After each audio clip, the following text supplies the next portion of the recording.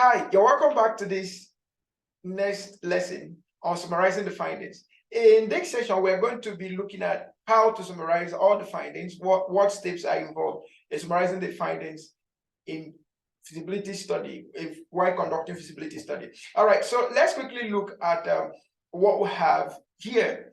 Okay, now by introduction, summarizing findings is a critical step in feasibility study as it provides clear understanding of the project's potential. Remember, we've gone through the first step, we've gone to second, third, fourth, fifth, sixth, seventh, and now this is the eighth process. All right. Now we went through the identification of the purpose or definition of the purpose and scope of study. We came down to identifying the stakeholders.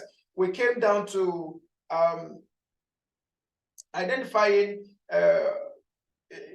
we gathered data, we analyzed data, we evaluated the financial feasibility, we assessed the operational feasibility, we assessed the technical feasibility, the legal and regulatory feasibility, and every other form of feasibility we've actually evaluated. Now, after you might have conducted all of this feasibility, you need to put the results together in form of feasibility report and submit to the stakeholders for them to be able to have information to make informed decision. And that's what summarizing of the data or summarizing of the whole feasibility study is all about. So importantly, you have to be sure on what you, or on the method you use in presentations.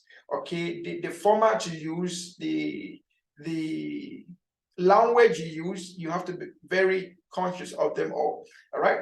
Okay, so this summary should include an overview of the project's strength, weaknesses, opportunities, and threats, as well as risks and benefits of pursuing the project. The findings summary should be presented in concise and straightforward manner to facilitate informed decision making by stakeholders. Now, let's look at the processes involved in this. Now, what are the processes? Number one is organize the findings. Organize the findings in a way that they are not ambiguous. Okay, they are not difficult to fetch. I had a class some times ago, and it was a class I had on health, safety, and environment. So we were dealing with making safety reports, and one of the participants made a very interesting remark. He said how he got his job in a safety organization or in environmental safety-based organization. He said he went to visit the MD of the organization. And then when he got there, he saw this tied report that the MD was struggling to find meaning to it.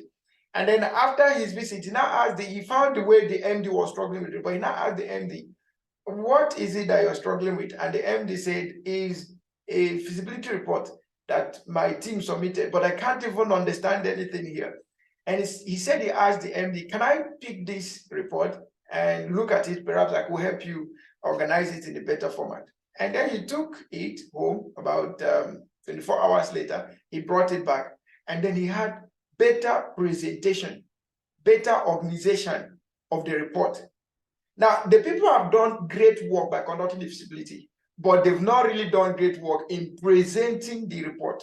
And that made it almost difficult for the MD to have a decision to take. And because of that, this young man was employed into the organization. All right. So these simple things that we think might not matter, they are things that matter most, especially when it comes to communication. So when you have done your findings, done your study, please make sure you organize the findings in formats that are easy to understand, easy to use. All right. Then the next step there is to highlight the key findings. Where possible, make sure that you have you use very good formats in identifying or showing clear findings or areas of concern that need to be caught. Okay, so that when the person reading gets to those places, he can say, okay, these places are highlighted. I need to find out why are they highlighted. And then if there are questions, they can ask questions. Then the next thing is providing recommendations. Remember, in your recommendation. You're not going to say take on this project or do not take on this project. You're going to provide advisory recommendation based on this. You propose that this project is feasible and viable and can be given a trial, provided these following suggestions can be taken into consideration. Then you put up your suggestions, okay? And then after that, you include a conclusion. Ensure to use clear and concise language when you are presenting your report. We can't say that a little less. We must keep emphasizing on that.